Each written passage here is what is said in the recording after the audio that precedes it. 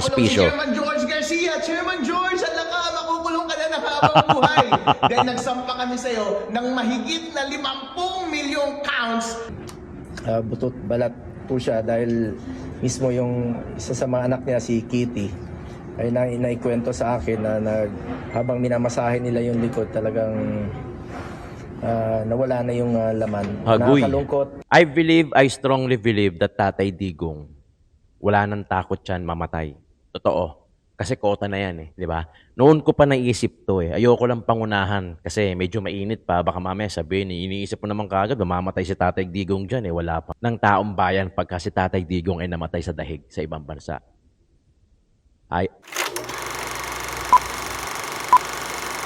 Alright, what's up mga kayon? Welcome back pa rin syempre dito lang sa Joe Malone TV para sa issue ng bayan nating pag-usapan. Talagang welcome back.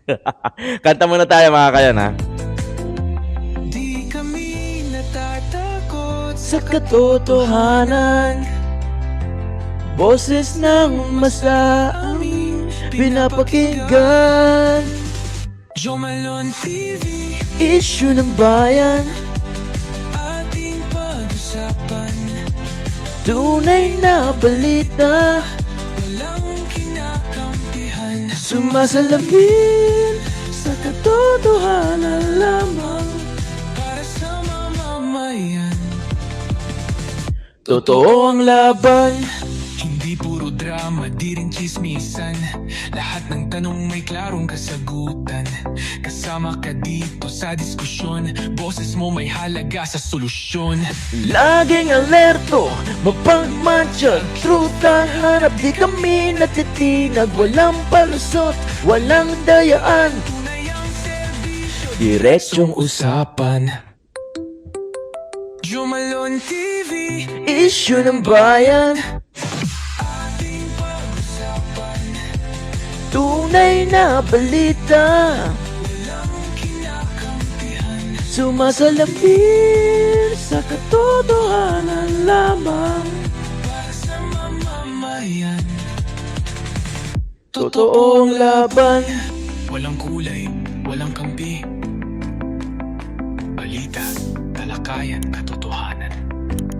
para sa bayan. Alright, syempre i-shoutout muna natin lahat ng mga members natin dito sa Joe Malone TV. Sir Larry Lona Tuvela, Fronina Dacumos, Pardo Lutong Bahay, syempre si Dina Maos Bongo, Ma'am Lorna Dani Ubaldo, pati na rin si Manik Sangko. Maraming salamat. Pero po tayong joint membership dyan para sa mga gustong pumasok at madagdagan na itong mga joint members natin, pakiclick na lang yung join button dyan. Shoutout sa lahat ng mga viewers natin abroad, pati na rin dito sa Pilipinas, Luzon, Visayas, Mindanao. Maraming salamat po sa pagsuporta nyo sa Joe Malone TV, issue ng bayan. Ito na, balik na tayo. Balik na tayo sa ating podcast, sa ating reaction dahil malapit na, marami ng kaganapan, ang dami nang nangyayari sa paligid natin, pati na rin dito kay Tatay Digong ay nakakalungkot. Pero bago tayo dumako kay Tatay Digong, ito muna ang pag-usapan natin, si Attorney Harold Trespicio. George!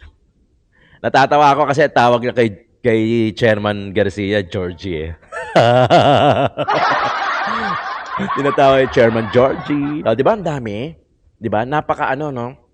Sabi na ibibintang yung mga sabungero dito kay Tatay Digong. Iko-connect talaga. Lahat talaga gagawin. Matibag lang talaga ang mga Duterte. Obvious, di ba? Obvious. It's very obvious na talagang ginapang nila political assassination yung gusto nilang mangyari kahit hindi na talaga nila matibag si VP Inday Sara. Talagang next na si VP Inday Sara sa pagka-presidente. Wala nang iba. Yun lang. Talagang kaya lahat ng effort, lahat ng gastos, lahat ng pera, nilalaan nila para talaga wasakin, yurakin, durugin si VP Inday Sara at pati na rin ang mga Duterte. Buti na lang, no? Alam mo kung hindi maganda ginawa ni Tatay Digong, hindi na kailangan pang umabot ni Tatay Digong sa dahig Dahil kung hindi maganda ang ginawa ni Tatay Digong sa Pilipinas, hindi niya inalay yung buhay niya, hindi siya nagserbisyo, hindi siya nagtrabaho, wala. Hindi na bibigyan ng ganito klaseng katinding effort ng administrasyon. Di ba? Since na mahal ng taong bayan si Tatay Digong dahil nakita naman natin talaga yung pagbabago, nakita naman natin talaga yung kanyang ginawa, inalay niya yung buhay niya, biro mo nasa dahig na, 80 years old, more than 80 years old, na dapat may pera naman yan eh. Sigurado naman may pera naman yan, di ba? Na nagre-retire na lang, nagpupunta lang sa ibang bansa, ano dun, di ba? Ikinulong. Hindi deserve ng taong yon na mapunta dun bilang dating Pangulo ng Pilipinas. Biriin mo, kaya nilang gawin yon sa isa dating Pangulo ng Pilipinas na wala namang ginawa kundi nagserbisyo. Anong gusto nyo, di ba? Tapunan nga tayo ng ano eh. Dito nga nag-i-invest yung mga foreigner para mag-business ng droga eh. Kasi malinis. Totoo naman ha. I mean, kaya nilang maghari-harian. Diba? Parang sila nanganghari eh, yung mga dayuhan eh. Kaya nilang lagyan yung ganito, lalagyan si ganyan. Hindi sila makukulong. Kunyari, madedeport, papakulong ng mga ilang araw tapos papakawalan na. Diba? Ganon sila ka-confident na dito magnegosyo ng droga dahil alam nila, kaya nila tayong lagyan. Real talk yan, ha? Huwag baka sabihin nyo, hanapan nyo na naman ako ng ebidensya. Diba? Hindi naman tayo bata rito. Ano ba sinasabi ni Joe Malone lagi? Hindi tayo pinanganak kahapon para hindi natin mag-gets yan. Diba? Totoo yan. Totoo. Diba? Bago tayo dumayo sa mga ating reaction, panoorin muna natin Attorney Harold Trespicio. Si Chairman George Garcia. Chairman George, at makukulong ka na ng habang buhay. Dahil nagsampa kami sa'yo ng mahigit na 50 milyong counts ng cybercrime. Dahil sa lahat ng inyong mga ginawang kalokohan noong nakaraang eleksyon. Ang specific crime po na isinampa namin lamang sa kanya ay system interference. Yan po ay nasa ating Cybercrime Prevention Act. Ano po ba ang ibig sabihin ng system interference? Kapag gumamit ka ng software na hindi authorized, kapag gumamit ka ng equipment na hindi authorized, at kapag minanipulate mo yung mga data na hindi authorized. Ano ba yung mga ginawa ni Chairman George at kanyang mga kakampi sa Comelec noong nag-interfere sila ng ating computer systems nung election? Number one, ang authorized po ng batas na gamitin sa ating automated counting machine ay yung na-audit. Ang na-audit po yung version 3.4. Ano ang ginamit niya? 3.5. Version 3.5. Meron bang system interference? Meron po! Yes! Pangalawang system interference ay nung gumamit sila ng intermediary server through data center 3 nung nag-transmit yung mga automated counting machines papunta sa mga transparency server. Ano po ba ang sabi ng batas? Dapat diretso yung transmission ng election results mula sa bawat automated counting machine papunta sa mga servers ng transparency server. Wala dapat manipulation. Pero inamin mismo ni Chairman George Garcia na nakialam sila sa gitna. Minamanipulate nila lahat ng election results. Kinokolit nila at pinapadala nila every 15 minutes. Malinaw na malinaw, umamin na kaagad. Napakadali na kaagad ang trabaho ng NBI. Pasok na kaagad sa system interference pagdating sa transmission. Pangatlo po, umamin pa rin siya ng pag-delete ng mga election results, in particular 5 million votes. Inamin niya po yan sa media na after may ipadala yung mga election results na 5 million, didelete po niya iyon. Pagkamin po ba iyon ng system interference? Opo. Bakit po mahigit 50 million counts ng system interference ang isinampa namin kay Chairman George Garcia laban sa kanya at kasama ng kanyang mga kakampi? Dahil po, sa paggamit ng software, kada shoot mo ng balota ay isang pag-operate po yun ng software. Kaya kapag gumamit ka ng maling software, kada basa ng isang balota, isang instance po yun ng system interference. Ilan po ba ang nakast na balota sa ating bansa nung nakaraang eleksyon? Mahigit na 50 million votes. Kaya Chairman George Garcia, 50 million counts of system interference ang inyong ginawa. Ganon din po sa transmission. Ilan po ba ang ating makina nung nakaraang eleksyon? Mahigit 100,000 automated counting machines. And kada transmission from the machine papunta sa mga server ay isang instance ng transmission. At kapag pinakialaman nila ang kada instance ng transmission, isang instance po yan ng system interference. At ganoon din po yung pag-delete nila ng 5 million votes. System interference po yan. Kapag titignan po natin ang Cybercrime Prevention Act, ang parusa po dito sa bawat system interference ay mahigit na 6 na taong pagkakakulong.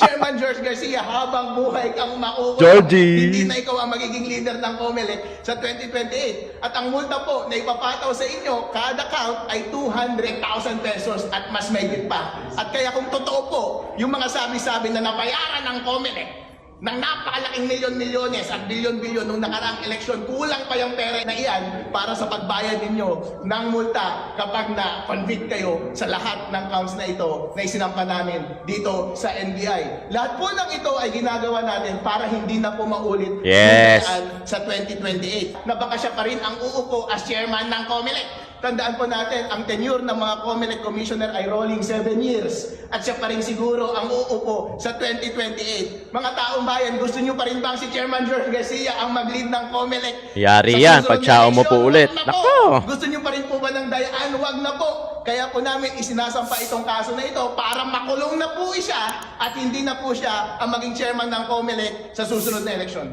Tandaan po natin na ang gravamen ng case ng system interference ay basta nag-interfere ka. Hindi na mahalaga na yung pag-interfere mo ay para magtanim ng daya o hindi. Sa totoo lang po, napakadali ng trabaho ng NBI ngayon kasi inamin na lahat ni Chairman George na nag-interfere siya sa software at nag-interfere siya sa equipment sa pamamagitan ng mga intermediary server at pag-delete ng mga data. Kung meron mang dayang ginawa o hindi po yun ang mahalaga. Ang gravamen po ng krimen ay nag-interfere ka, nakialam ka na hindi naman dapat. And that simply, merong dahilan para i-prosecute na kaagad criminally itong si Chairman George Garcia at ipakulong na siya habang buhay dahil mahigit na 50 million counts itong kaso na ito. Sa totoo lang po, napakadali ng trabaho ng NBI ngayon dahil lahat ng ebidensya po ay nasa media na inamin lahat ni Chairman George ang lahat ng interference na kanyang ginawa. Ayun, huli. Napakaraming pari, mga bishop at napakaraming general. Ibig sabihin, kampi namin ang Panginoong Diyos at ang militar sa ating bansa. Nagkaroon ba ng dayaan noong 2025 elections? Nagkaroon ba ng nakawan ng boto ng sambayanang Pilipino? May mga very disturbing signs. At yun po yung gusto nating malaman Yes. sa kaso na sinampa natin ngayon. So, a group of bishops and retired generals and civil society leaders nagsampa po ng complaint dito sa NBI dahil gusto nating malaman ang katotohanan. May tatlong allegations po tayo essentially. Una, kasi yung certified and audited na software program na 3.40 na dapat i-install Yan. sa lahat ng automated Yan yung ginigiit eh. in all precincts nationwide, pinalitan nila ng unaudited and uncertified 3.5. program 3.50. Yun, di ba? Ang laki kasi ang laki, actually, yung mga version na yan, kahit naman sa cellphone mo di ba? May mga version, may mga update version na lumalabas di ba? Nakalagay doon yung mga updates, di ba? Kahit nasabihin mo 3.4 saka 3.5, bakit 3.4 yung authorized yung certified Yung 3.5 hindi naman Bakit yun ang ginamit nila? Anong meron sa 3.5 na wala sa 3.4 at kung ano meron sa 3.4 na wala sa 3.5 na version, di ba? Doon napupulaan si Chairman Georgie di ba? Yan talaga si Chairman Georgie niya Ang daming ano niyan, ang daming issue na talaga lumalabas dito kay Kaya kung ano yung binabato ni Chairman Georgie kay Attorney Respicio, siya ding bato nito. Talagang bilib din ako rito kay Respicio sa kay Attorney Glenn Talagang hindi nila tinatantanan si Chairman George. Di ba? Sa 2028, pagka yan pa mo po, wala na. At feeling ko, yan pa din yung papaupuin nila. Di ba? Alam na this. Lalong-lalo na sa 2028, tatakbo si BP Inday sa alam na this. Di ba? Alam na yan. Matik na yan. Uulitin ko, Anong lagi sinasabi ni Joe Malone? Hindi kami ipinanganak kahapon para hindi namin maintindihan yung mga ganyang klase statement. Di ba? Hindi na tayo bata. Hindi na tayo pagka binigyan ng lollipop, yes or no lang ang sagot. Di ba? Hindi na ganun. Ang masama pa niyan, akala nila kasi ganun pa rin yung mga taong bayan, pero hindi nila alam, hindi na tayo ganun. Yun pong una. Pangalawa, nasa batas kasi required na lahat ng election returns galing sa ACMs, counting machines, sa lahat ng presinto nationwide, dapat directly na ipapadala yan sa COMELEC Central Server at sa 5 transparency servers tulad ng PPCRV, Media, NAMFREL at yung dominant political parties. Pero hindi ganyan ang nangyari. Pinadaan nila sa isang intermediary server or system doon sa Data Center 3. At ito yung unang tumanggap ng proseso at ng consolidate ng election results data bago pinadala sa PPCRV, sa NAMFREL, sa Media at 2 dominant political parties. So, gusto nating malaman, nagkaroon ba ng alteration or manipulation o dayaan? So, that's why po, in-invite natin ang itong NBI na pwede bang imbestigahan ninyo Yes. para malaman natin ang katotohanan. Yan na. So, yun lang po, Chairman George Garcia, hindi po lahat ng Pilipino ay bulag, natakot, at natutulog. mahaba po ang kamay ng hustisya. Yes. Kung may ginawa po kayong kalokohan, maabot at maabot din po kayo ng kamay ng batas Yes. at mapapaisalalim kayo sa batas at hustisya ng ating bansa. So yun ang po, no? Ito po, si former president ng Financial Executive ng Philippines, no? Si Franklin Isaac, may gusto siyang i-explain sa inyo. Pagbigyan mo natin siya ng pagkakataon. Diba? Maraming salamat, Alex. Rod. Kami po yung sa unang-una po, ang TNT Trio po, na-form namin si General Ellis at si Gas. Nag-umpisa po kami noon at nag-iimbestiga po kami. Ang naging problema po namin noon, hindi namin makuha yung mga data. Kaya nag-file kami ng case after case hanggang nag-mandamus. Hanggang sa Mandamus 1 and Mandamus 2, hindi po kami sinasagot ng COMELEC. Kaya po, nandito kami, tulong po nitong ating mga abogado, that we should now file dito sa NBI po para sila na mismo ang mag-imbestiga. At makuha sana at ma-validate po yung prosesong binabanggit kanina, Alex dito, that the process itself can really be audited by the NBI people. Yan po ang inaasahan namin dito. Pag nagawa po nila yan at lumabas ang katotohanan, yan po ang magiging resulta. Kaya itong ating mga marami po kami dito at naniniwala po kami na hindi na dapat maulit yan Yes. sa 2020. Oo. Unang po. Di ba? Are we also asking for a recount? Kasi kanina, We are was not part- asking for a Yeah. recount. We are not asking for the nullification of the results of the 2025 elections. We just want to establish meron bang nagkaroong dayaan, manipulation, alteration of the electoral results. No? We just want to establish kung merong criminal culpability Charges. yung COMELEC. No? So that's why we're inviting NBI to make this investigation. In the hypothetical situation na yung inyong suspicion ay ma-confirm in the investigation, now we're just speaking in conjectures here. Now that you're saying that you're not asking for a recount or nullification of the results, exactly, bukod sa pag-determine ng criminal liability, sabihin na natin dun sa mga inireklamo ninyo, ano yung nakikita ninyong implications nitong complaint niyo and the investigation that is ensued? We're taking it one step at a time. Itong sa NBI, ang kanilang mandate and jurisdiction is only up to the investigation and criminal prosecution. I don't think they don't have in their mandate for the nullification of the results. So hanggang doon na muna tayo. So we're Sige. taking it there one step at a time. But we are also preparing that pag nag-convene itong 20th Congress at nagkaroon na ng panibagong Senate Committee Chairperson, yung Electoral Affairs and Reforms Committee sa Senado will be asking for a Senate investigation on this so that we can present all our allegations and complaints. We just want you to comment on this statement from the COMELEC regarding this complaint because I understand this was announced beforehand. I'll just read the exact statement. Bukas po tayo sa kahit anong investigasyon na pagsusuri patungkol sa nagdaang halalan. Pinagkakatiwalaan po ng sambayanan ng NBI at ganoon din po kami sa komisyon. Lahat po ng mga binabanggit nila ay matagal at paulit-ulit na po naming nasagot at pinabulaanan. Masasabi po namin sa pangkalahatan ay naging maayos, matapat, bukas, tahimik at kapanipaniwala ang resulta ng halalan. Ito Yari. ay pinapatunayan mismo ng mga grupo na nagmasid at sumubaybay sa halalan tulad ng PPCRB, European Union, iba't ibang embahada, simbahan, paaralan at mga pampubliko at pribadong organisasyon ng bansa. Ang mga ganitong hindi pagsang-ayon o salungat ng paninindigan ay atin pong inaasahan bilang isang larawan ng malusog na demokrasya. End statement. Sir, your comment on this. Hindi totoo yan. In fact, distortion of the truth.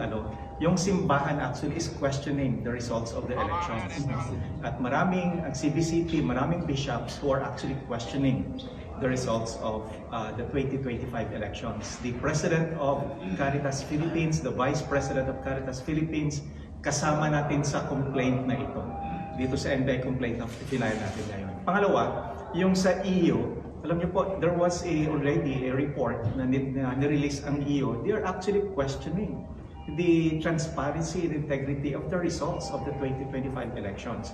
So hindi po totoo na sinasabi niya na sinusuportahan na malinis at may integridad at credible yung naging resulta ng 2025 elections. Gusto ko lang sabihin, dagdag, kasi kanina doon tungkol sa Mandamus, may pending petition tayo sa Korte Suprema. Ito naman concerning doon sa legal compliance implementation of Section 31 of 9369. Kasi itong Section 31, RA 9369, sinasabi po doon, yung manner of counting sa precinct level dapat po ay manual. Manual po. Hindi po ini-implement ng COMELEC yan. So, ginawa ko natin, umakyat tayo sa Korte Suprema, pending po ang petition natin ngayon dyan, to implement Section 31 of 9369. Ibig sabihin po, manual counting sa lahat ng presinto po. Electronic ang transmission, no? Ang canvassing, pero manual counting sa precinct level. Ibig sabihin po, ang effect po nito, this is a hybrid election. Napaka-specific po, napaka-klaro po ng provision po na yon sa RA 9369, which is the amended law on automated election law system in the country. Are you open to the possibility na baka mag-recount ito kung sakali? I mean, now that It's you're not asking for recount. We are not yet there. We are Not not yet yet there. there. We are not yet there, no? But anything is possible. We just want to establish the truth right now. We want an investigative government body to determine the truth. And in our case, this is the NBI, no? That can establish the truth for us. Gusto lang natin malaman, nagkaroon ba ng Dayaan, manipulation. noong 2025? Yes. So, maraming salamat po sa inyo. Di ba? Hanggang ngayon, nasa election result pa rin yung pinag-uusapan natin na talagang, alam mo, dun sa Duterte pa lang di ba? Sa Duterte pa lang talagang napaka-imposible. Di ba? Napaka-imposible. Hindi ko kine-question yung mga bumoto kay Bam, kay Kiko. Kung binoto nyo si Bam and Kiko, that's okay, that's fine with me. Pero ang nakakapagtaka, a lot of people, voters, na talagang binoto ang Duterte, especially Lambino, Vic Rodriguez, Raul Lambino, si Hinlo, di ba? Attorney Jamie Bontoc, those are those are lawyers di ba? As much as possible sana lawyers yung mga ilalagay natin sa Senado because they understand the whole the concept of law first hand. Sila pa lang naiintindihan na nila. Sila pa lang alam na nila kagad yung batas. Hindi na kailangan pa i-consulta sa staff nila na lawyer, na attorney. Kumbaga deep inside alam na nila kagad kasi they are lawyers di ba? Ganun sana. Walang problema sa akin, anyone can run in a position in the politics of Philippine government. Pero sana merong categories. Parang ano lang yan di ba? Tayo pag nag-apply tayo ng trabaho, di ba? At least high school graduate, at least college degree holder. Tapos pagka may specific ang ina-applyan, dapat specific din yung course. Bakit sa pagkuha ng posisyon sa gobyerno sapat na yung Pilipino ka, residente ka, born in the Philippines, di ba? Sapat na yung ganun. Sana lagyan nila ng categories, especially doon sa mga hierarchy na position. Di ba? O NBI, nako. Kilos-kilos din. Pag may time. Chairman Georgie. Makukulong ka na daw, sabi ni Atty. Respicio. Anong comment po dyan? Mga kayon, comment nga kayo dyan sa baba kung ano sa tingin nyo. Meron bang manipulation, dayaan ng 2025? Because if you're gonna ask me, syempre meron. Dahil may binoto ako na talagang mga hindi lumabas at talagang may binoto tayo na hindi nila pinalabas. Diba? Syempre, hanapan nila tayo ng ebidensya. Ang ebidensya ang hinahanap nila, si Atty. Respicio na yung makakasagot niyan. Diba? Kasi si Atty. Respicio, IT expert diba? Alam niya yan, in and out, kahit nakapikit. Tignan mo naman kung paano mag-explain si Atty. Respicio, hindi naggahang, hindi nagbabakil, hindi nag-i-stutter, dire-diretso. Kasi alam niya, di ba? Sa puso niya kung ano yung mga sinasabi niya. Okay, next video natin. Nakakalungkot to, pero Actually, kailangan natin pag-usapan. Hindi po kami, wala kaming access ngayon. Sumusulat lang po ako sa kanya, nangumusta through his family. Pinapabot yung mensahe. Ako po'y sobrang nalulungkot. I miss him dearly. Yung nabalitaan natin, totoo po yun, no, na butot balat po siya dahil mismo yung isa sa mga anak niya, si Kitty, ay naikwento sa akin na habang minamasahe nila yung likod, talagang nawala na yung laman. Agoy. Nakakalungkot, nakakaiyak po na dumating tayo sa puntong nagbibigay ng huling habilin ng ating pinakamamahal na dating Pangulong Rodrigo Duterte. Ayan na. He does not deserve this. Yes. Sa totoo po. Nagserbisyo po siya sa atin sa 6 na taon dito sa buong Pilipinas. Minahal niya po tayo. Kung darating naman tayo sa panahon na kukunin tayo ng Panginoon, sana po dito po yon sa ating bayan. Ito po ang kinakatakutan ko pong mangyari sa taong minahal at itinuring ko rin pong parang ama. Sa totoo lamang po, mas nakasama ko pa siya sa buong buhay ko na mas madalas. More than My own father. 100 times na mas nakasama ko pa siya kesa sa totoong tatay ko. Siya na po yung parang naging Sakit nun. pangalawang tatay ko. Siya na talaga ang parang naging tatay ko po. Sa nakaraang 24 years hanggang 2022 pag-end ng kanyang termino. Alam niyo po, ang kinakatakutan ko yung may mangyari kay Tatay Digong. Ang mamatay siya sa banyagang lupain, layo sa piling ng kanyang pamilya at milyon-milyong Pilipino minahal at pinagsilbihan niya po. Pinagdadasal ko po na sana po wag po itong mangyari, no. Dito siya dapat sa inang bayan tumanda, dito sa ating bayan. Alam niyo, inaalagaan natin ang ating mga Elder. lola. Yes. Dapat po alagaan rin po natin siya. Matanda na po si Tatay Digong, marami na siyang sakit. Marami na po siyang sakit. Pakiusap ko lang, pagdasal po natin si Tatay Digong. Dasal natin. Huwag po tayong tumigil. And I'm calling for peace and unity. Alam mo, ano yan stop na natin. Reaction na tayo. I strongly believe that Tatay Digong, wala nang takot yan mamatay. Totoo. Kasi kota na yan di ba? Noon ko pa naisip to Ayoko lang pangunahan kasi medyo mainit pa. Baka mamaya sabihin, iniisip mo naman kagad, mamamatay si Tatay Digong dyan Wala pa nga. Pero as the time passed by, naiisip na rin natin yan. Lalo na, sinabi nga, butot balat na nga. Stress di ba? Ang gusto lang ni Tatay Digong dito mamatay sa Pilipinas. Hindi sa tingin ko hindi niya iniisip na hindi siya mamamatay. Hindi siya takot mamatay. Hindi siya takot harapin yung kaso niya. 'Di ba? Alam niyang anytime soon mamamatay siya. Alam niya 'yan. Naisip ko na rin 'to noon pa nung March pa lang, nung April pa lang. April siguro naisip ko na 'yan. Ayoko lang pangunahan Sabi ko nga, 'di ba, dito may mga ilan episode ako na sinabi ko na wag sanang mamatay si Tatay Digong doon. Kasi talagang maghahalo ang balat sa tinalupan dito sa Pinas.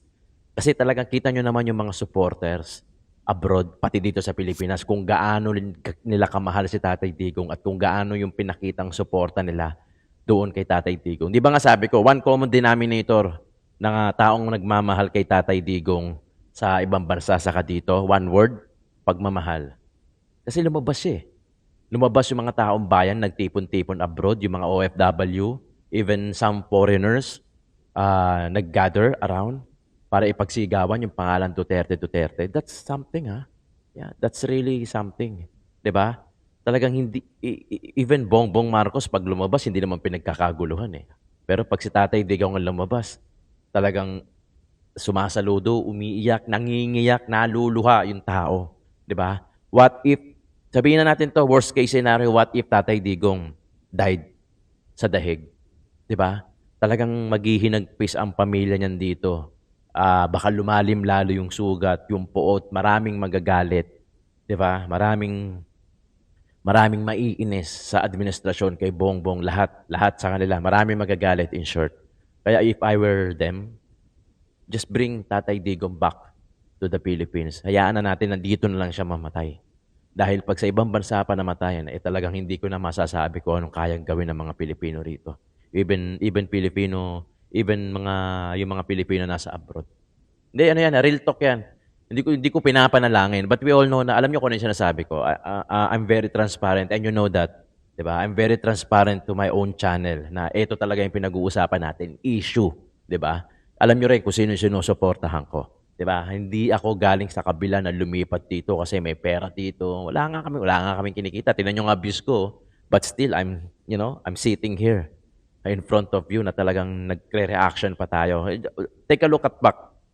Take a look at all my videos recently. Halos walang views yan. Pero it's okay. Di ba? It's okay. Wala namang problema dyan eh. Isang araw, wala. Bukas. Hindi naman araw-araw ganyan eh. Di ba? I'm pretty sure. So sa sunod, baka linggo, bago mag-eleksyon, marangkada ulit yung channel natin. Okay lang. Di ba? Kaya lagi ko sinasabi, mag-subscribe kayo, huwag nyo i-skip yung ads natin. And it's okay. Kung umabot ka dito sa dulo ng video na to, ito yung reaction natin na maganda. Di ba? Sana magdasal tayo na mapauwi sa Tatay Digong na magbago ang isip ni Bongbong Marcos bago pa siya kamuhian ng taong bayan pagka si Tatay Digong ay namatay sa dahig sa ibang bansa. Ay, hindi ko alam baka hindi ka mapatawad. Di ba? Hindi ka na nga mapatawad ngayon eh. Huwag mo lang dagdagan yung hirap at hinagpis ng Pilipino pagka nangyari pa yan kay Tatay Digong. I swear to God, hindi maganda ang mangyayari. At baka hindi mo na rin matapos yung 2028. Pero anyway, Diyos lang naman yan nakakaalam eh, di ba? Kaya nga magdasal tayo. Magdasal tayo na umabot pa siya sa 2028 until BP Inday Sara maging presidente at mapauwi siya. At dito na siya mamatay. Di ba? Ano yun? Real talk yun. Di ba? Ayoko kasi di ako kasi ganun eh. Alam niyo yan, di ba? Okay mga kayon, maraming salamat. Issue ng bayan, ating pag-usapan.